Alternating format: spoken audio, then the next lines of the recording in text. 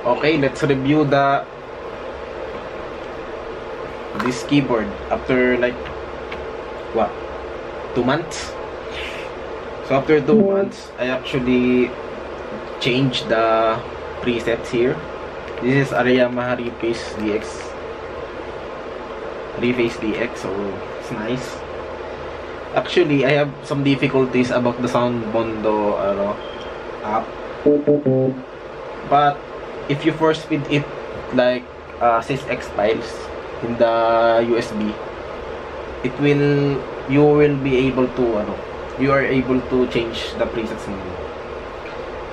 First, ano yung goods dito? Goods actually yung keybed niya. Ang ganda ng keybed niya, kahit maliit. It's actually nice. You can play fast. Yeah, easily. No? You can play fast. Then the sounds are FM.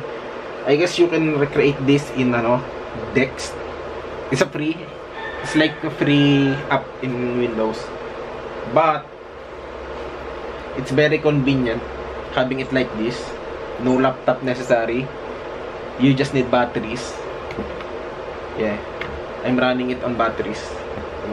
I have a little amp here because the onboard speaker are it's very weak. It doesn't have a lot of bass, so now I can have bass.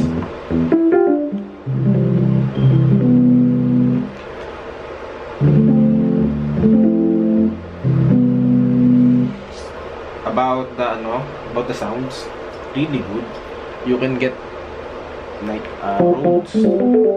That's the normal Rhodes sounds. They have like a Wurlitzer sound.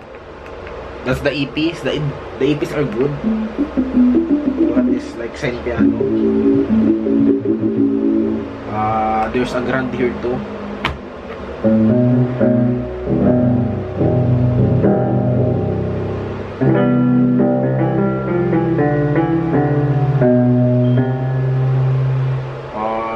Let's see here. E-piano, like the normal DX sounds. This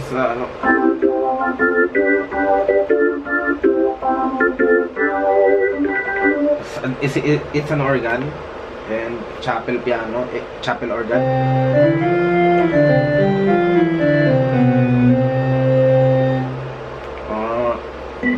Organ and a square waveform. A weird piano.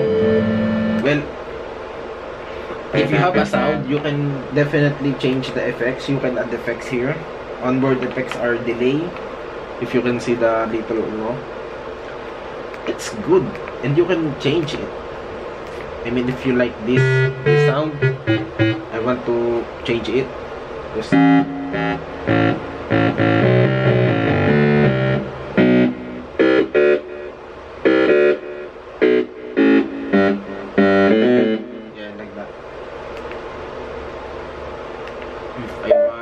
there's a walid here.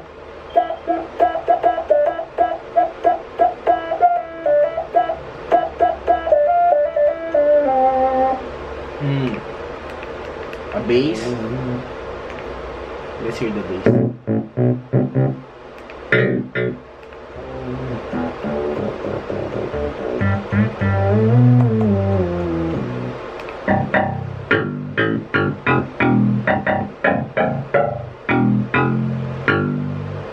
Definitely nice.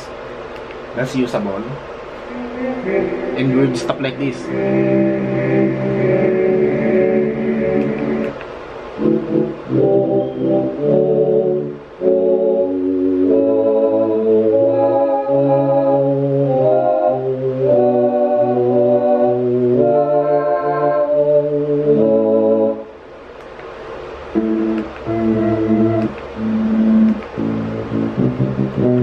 A pad? Let's try a pad preset.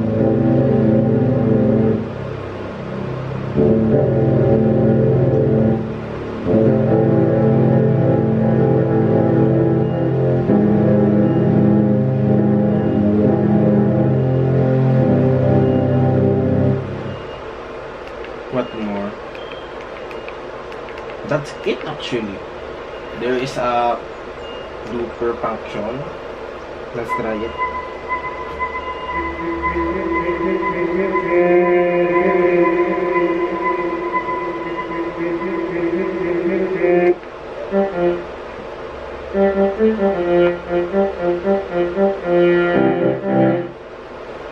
That's nice. It's funny because it's very it's very basic.